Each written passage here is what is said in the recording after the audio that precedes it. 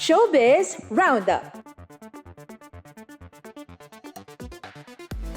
Mga pelikula ng Metro Manila Film Festival 2025 handa na para sa Pasko ng Pelikula.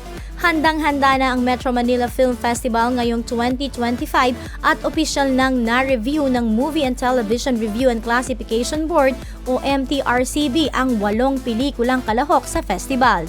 Ayon sa MTRCB, karamihan sa mga official entries ay nakatanggap ng PG rating. Ibig sabihin, pwede itong panoorin ng mga batang wala pang 13 years old, ngunit sa ilalim ng gabay ng magulang.